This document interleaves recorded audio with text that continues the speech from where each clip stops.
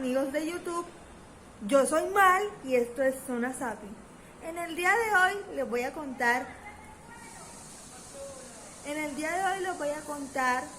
la historia de cómo mi papá se empezó a comunicar conmigo. Resulta que mi papá, cuando yo tenía 10 años, se empezó a comunicar conmigo, pero eso ya es otra. Y resulta que voy a empezar por el inicio. Resulta que cuando yo tenía aproximadamente 8 o 9 años, yo iba mucho a la guardería de mi abuela.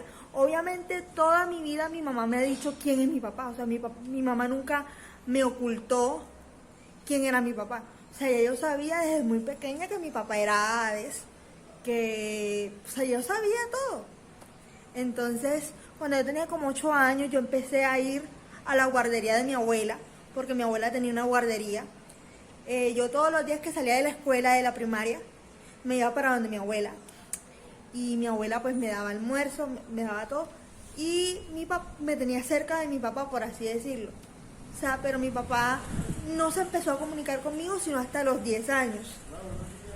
Cuando tenía 10 años aproximadamente. A los 10 años, mi papá empieza a ponerme unas piedras en todas partes, como para tratar de comunicarse conmigo, y me empieza a llamar a través de esas piedras. Y yo pues en mi inocencia de niña era totalmente inocente, no sabía nada. Y cuando yo tenía como 13 o 14 años, ya él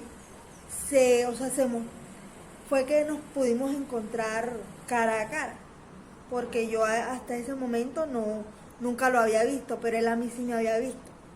Entonces, mi papá y yo siempre hemos tenido una relación como muy intermitente. A veces sí, a veces no, a veces hablamos, a veces no hablamos.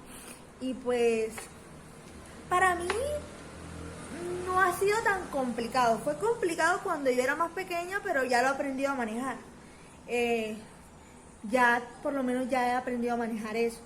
Pero cuando estaba más pequeña sí me dio muy duro, me dio demasiado duro porque yo veía a todos los niños que tenían su papá, su mamá y la familia, y pues yo quería eso. Entonces, como yo no tenía eso, yo a veces me deprimía, pero sin embargo, mi mamá hizo de todo para que yo no me sintiera diferente.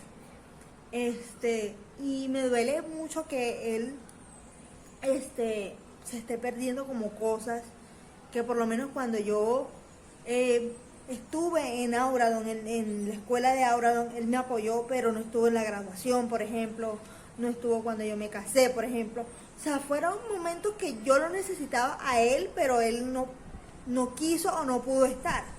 Y para mí fue muy duro saber que mi papá no estaba conmigo en esos momentos.